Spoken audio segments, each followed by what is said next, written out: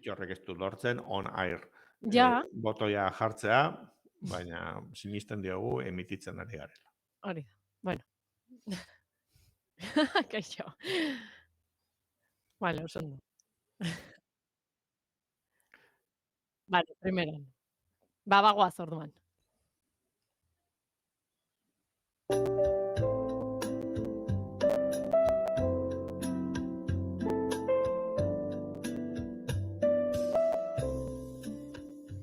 Goizerokoaren lehenengo orduan jarraitzen dugu eta aurkezpenean esan bezala gaurkoan gurean sustatuko lagunak izango ditugu, ostegunero bezalaxe.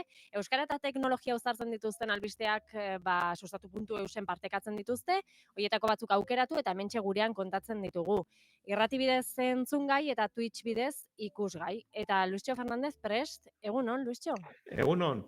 Zer moduz? Bueno, pues, betiko kontuekin, idazten dugu sustaturako, eta astean behin, Twitcheko zuzeneko honetan, eta segure irratitik, kontatu ere bai gauzetako batzuk. Hori da. Bueno, eta gaurkoan, nondikan ibiliko gara? Bueno, betiko gaietako bat ukituko dugu, adimen artifizialarena. Vale. Beste baliabide harrigarri bat aurkitu dugulako. Eta baita ere, ikusentzunezko formatu berri bat ere aipatuko dugu, modan dagoena. Ez agian, Euskal Herrian, euskarazko edukiarekin ez, baina edatzen ari dan gauza bat. Eta zer gehiago, honekin hasiko gara, irudi bat erakutsiko dizuegu.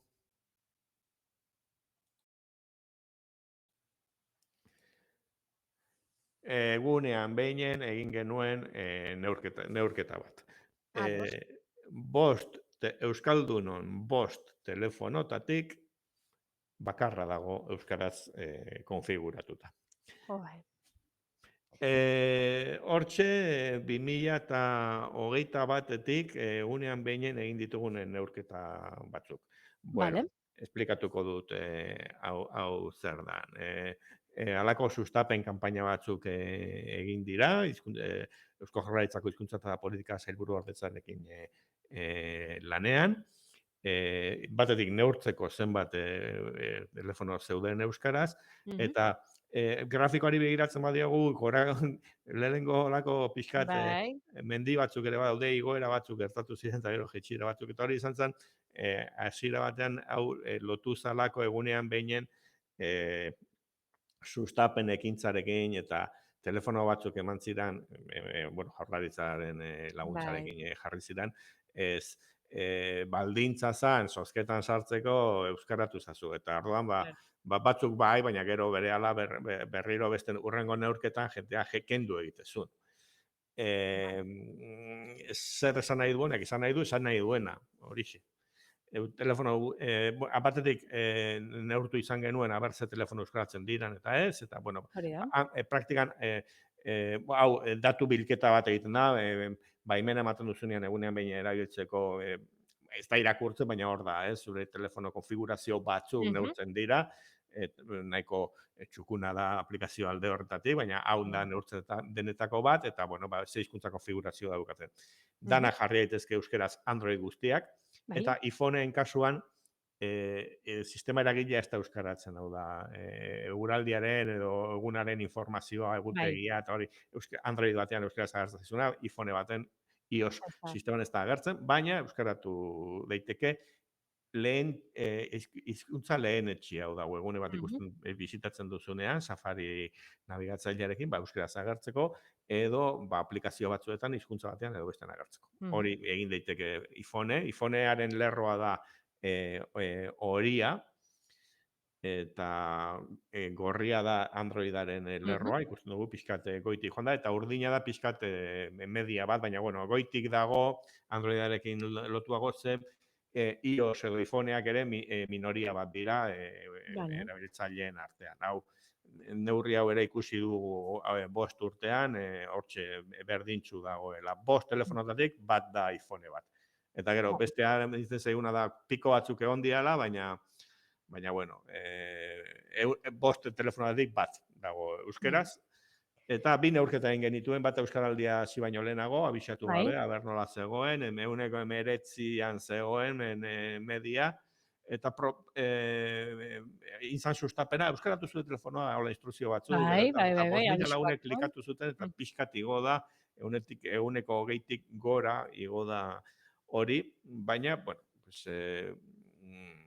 hauxe dia datuak, Bai. eta datozen bezala kontatzen dizkizuegu. Hala da. Gero ere batzuk agian aitzakiak edo jartze aldera, edo ez dakit aitzakia den edo ez, baina batzutan euskeratzen duzunean telefonoak, ba, dauzken aukera guztiak ez dira euskaraz agertzen, ingelesa ere Hala agertzen da. da. Orduan horrek ere oztopo bat suposatzen du. Bai, oztopo bat da aplikazio batzuekin eta telefono batzuetan. Xiaomi izeneko telefonoetan euskara aukeratzen baduzu, WhatsAppa inglesez agertuko zaizu. Hori da. Bueno, WhatsAppa inglesez erabiltzea ere ez da zaila, eh? Baina, Xiaomi eta Horregatik beste esan dut bai. aitzaki bezala edo jartzen dela hori. Bai. Bueno, baina badaude, gainerako marka askotan gehienetan, izatez, Mhm. Samsung batean, edo nik Vivo daukat, marka Bai. txinetar simple bat, merkea baina ona. Hor, ez bakarrik lehen hizkuntza baizik eta bigarrena ere aukera zaket. Orduan, euskaraz daukat oro har, baina Vale. bigarren hizkuntzatzat espainola jarri dut, eta Mhm. WhatsAppa, espainola ez agertzen zait. Vale. Eta, bueno, pues Bueno, aukera hori ere badago, bueno, ez dute askok erabiltzen, baina, bueno, pues... igual ez dakitelako baita ere, Bai, jakin ez, Hombre, claro. jakin ez. Orain, Mhm. sustapen honetan bastante agerikoa zan, ze daukagu tresna bat gainera esaten dizuna arpegi batekin, euskeraz daukazu, edo arpegi aserrearekin, Bai. ez daukazu euskeraz. Bueno, Bueno, esan bezala, datuak dira, hori da, bai. diranak, eta, bueno, negar pixkat egin dezagun, eta segi aurrera. Hala da, baina bueno, da grafiko guztiak eta informazio gehiago, ba zuen Bai, anexo. bueno, askoz gehiago ez dugu kontatu, bueno, beste analizi. Badago lotura, oraindikan, aste honetako artikulu horretan, Mhm. oraindik euskaratu nahi duena telefonoa, markaz marka, bueno, pixka desberdina da, ezarpenetan nola, baina, bueno, Bai. ezarpenetatik azkenean bat iristen da. Hori da.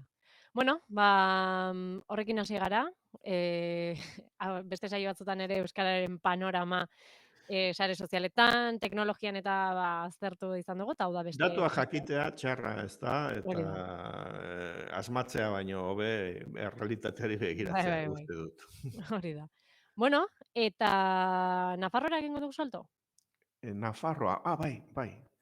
Eh, lehiaketa bat jarri dute martxan, Mhm. Nafarroako Unibertsitate Publikoak, Bai, eta Laboral Kutxako katedra izeneko sustapen divulgazio eta bai. sustapen kulturaleko erakunde bat da, mezenazgo bat bezala, eta kultura eta zientzia uztartzen dituzten proiektuak, eta, bueno, aurkeztu dira, proiektu Mhm. artistiko, kultural, ikerketako batzuk, Baina eta, zuei zein deitu bueno, dizu atentzioa? bai, finalista zerrenda bat publikatu da, Bai. eta 52 izenekoa Mhm. dago hor. Eta 52 hau egin du David Benito Pertusa Vale. delakoak. Ez dakit David Benito Pertusa den, edo David, abizenez Benito Benito. Bertosa. Baina David Benito Pertusa, dala, katedratikoa, Nafarroako Unibertsitate Publikokoa bertakoa, ordan, ez Vale. dakit saria emango dioten, bertakoa izan da, baina, Izateagatik. bueno, Bai. ez dut uste horrek, hainbeste importako dionik, berari ere, bere tresna egin du, eta egin duena da chat GPT-en oinarrituta, bere datuekin ChatGPT berezi bat, 52 izenekoa. Eta horrela Vale. izango da ikustea zer den hau. Zer da, Vale. sinisten ere, eh, eh, 52 izen hori ere zergaitia badauke? bai, bueno, Ah, hori vale. azalduko dugu Vale. lehenago, eta da, bada liburu bat, zientzia fikziozkoa, Mhm. eh, autoestopistaren gida galaxiarako. Humorezko Bai. lan bat da, Eta bertako gaietako bat da galdera definitiboa, ez? Zergatik dago unibertso bat, zein da erantzun definitiboa, galdera guztien erantzuna zein da. Eta liburuaren azkenean dator erantzuna eta da 52. Ez du beste zentzurik, txiste bat da, baina ematen du irakasle honek, bere eduki behar du humore fin bat ere uste dugu daukala, ikusiko dugu, eta hortxe dago zera, eta ikusiko dugu nola integratzen den 52 delako txat honetan. Erakusten ari gara, Twitchetik, gazteleraz dago, baina ChatGPT eta chat hauek, chat adimentsu hauek egiten duten bezala, euskaraz galdetzen dizu eta euskaraz erantzuten du. Eta orduan, proposatuko dizut, anaitzezuk zerbait esatea. Tanik sartuko dut, hemen?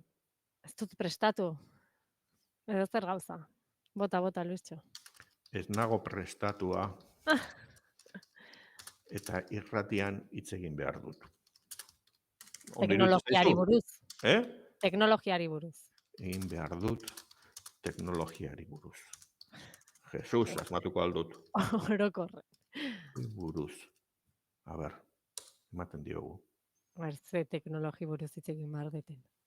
Ez zaude prestatua, baina zure ahotsa darama 52 hertzetako vibrazioa. Teknologia, makina ametsak, zirkuituetan galdutako antzinako dantzak. Esan, algoritmo batek negar egin du gaur goizean. Esan, 52 segundu behar dira bihotz batek birkonfiguratzeko zure ausardia. Dago egiarik, ez dago prestaketarik, bada frekuentzia bat, eta zure ahotsa da transmisoria. Egin klik barruan, emititu hutsa. 52 izango da zure script sekretua. Irakurri dut, idatzi dudana, ez da ni naizela bertsolari edo poeta kontzeptual bat, bera, da, ChatGPT da poesia idazle bat, eta kontua da 52 sartzen duela erantzun guztietan. Bai, beti. Adibidez, hilea galtzen ari naiz, idatziko diot orain, ukurtu zedan lehenengoa, esango ote dit, ikusi dezagun. 52 urte dituzu. Hilea erortzen da, bai, baina agian ez da galera. Eguzkiak 52 kale argitu nahi ditu zure burezurrean. Zure buruaren gainazala. Zeru digital bilakatzen ari da, eta hilea kode zaharra da, ezabatzen ari dena. Lehen teknologiarekin hasi garen, ez? Orain ere teknologia sartzen du. Claro. Ez dakit, ez zara galdu, zara formatu. Ez kezkatu, zure hutsa ere iraganean izarrez betea zen. Hau da 52. Irakasle batek egin du, ez dakit, ChatGPT erako txatak ikusi ditugu, pertsonaia historikoekin adibidez ikusi genuen bat, ez? Elkanori buruzko datuak elikatu, eta orduan erantzuten dizu Elkano balitz bezala. Hemen, ze elikatu du? Rimbaud eta Lizardiren poemak edo nik zer dakit, poesia kontemporaigarren mendeko eta 20. mendeko poesia bildumak erabaki ditu, eta horrekin erantzuten du, baina kontua da, pistarik ez du ematen ze hizkuntzatan funtzionatuko duen, eta euskaraz esaten diozu, eta berdin funtzionatzen du. Bai. Eta hauxe da 52, eta uzten gaitu aho zabalik, eta lehiaketetara aurkezteko modu, ez dakit, egiten dira lehiaketa poesienak, arriskutsuak gaur egunean, nolako tresnek. Bueno, guk izan genuen, okerrez banago hemen saio batean izan genuen poeta bat, adimen artifizialarekin idatzitako liburu bat zuela, edo... Baina telezumak ez zuen egin? Halako zerbait?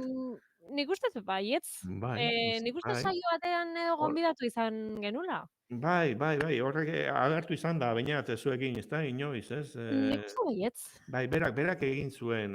Orduan itzulpen automatiko taula erabili zuen, gaur, garatu da, uste dut 2 urte edo ingo zuela, hori garatu da. Bai.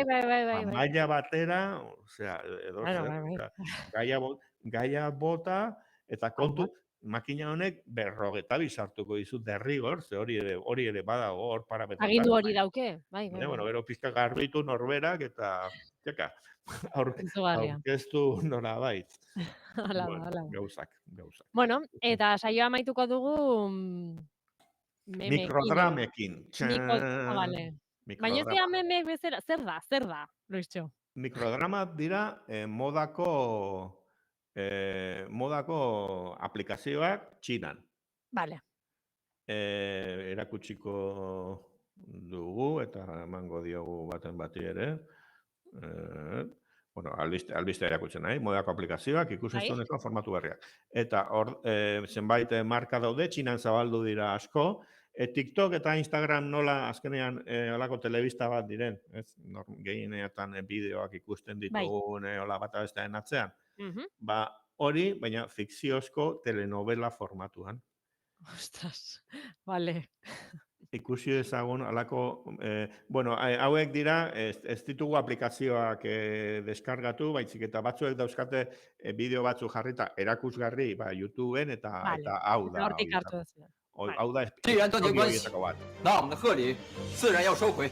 除了这瓶假酒是周梅带过来的，其他所有的东西都是我的好外孙、外孙女拿来的。像这瓶酒，我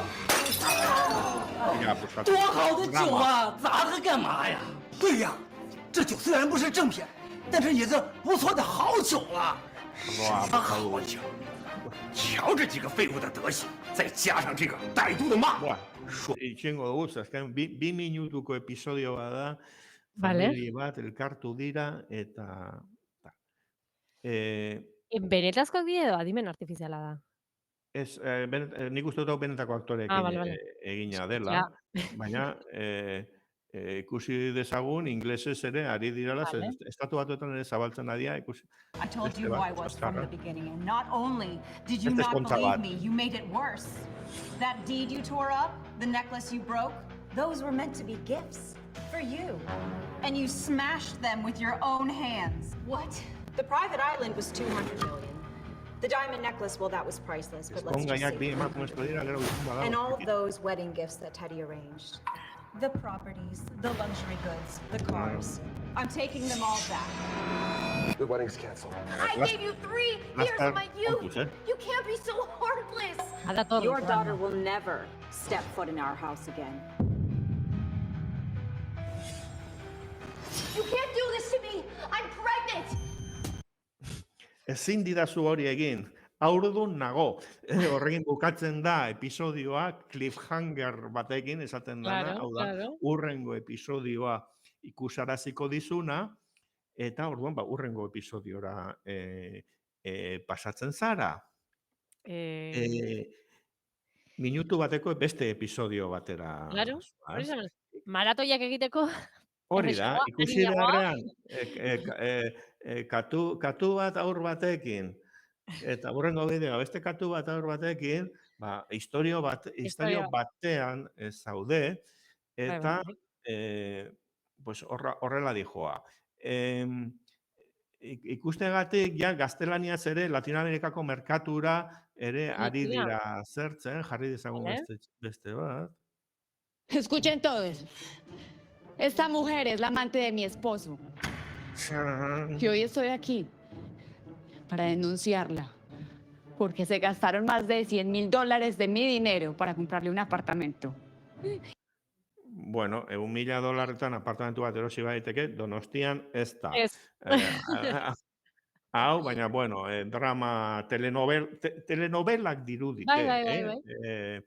Ez dago hemen hola fantasia, kung fu, bueno, igual gongo dira, Txinan, ez? Baina, nik ikusi ditudan adibideak dira telenovela super klasikoa, que seguro nago mikromachismos eta makromachismos betita daudela, tankera hori dauka, sakonik gabe, eta ikusteagatik azkenengoa, txinatarra, baina espainolera moldatua. Yolanda, ¿estás segura de participar en esto? Luego de ser completamente congelada, ¿usted dejará de existir? Yolanda Muñoz agertzen da azpitituluetan, eta abots robotiko horrek txinatarrei aldatzen die izena eta guzti, dituko da Li Xiaojuan, edo nik zer daki, baina hemen Yolanda Muñoz bihurtu da, hau, eta hau bada itzulpen automatiko, zeudaden artifizialez, irudi txinatarrak espainolezko hitz batekin bihurtu da. Bueno, pues disparate bat. Iritsiko da, gurera, euskerako xortzak edo lakoak egingo dituzte? Gaztelaniaz baldin badaude, iritsiko da gurera. Ze gure telefonoak euskeraz baino, gaztelaniaz gehiago. Algoritmok egingo du iriste. Ekarreko du.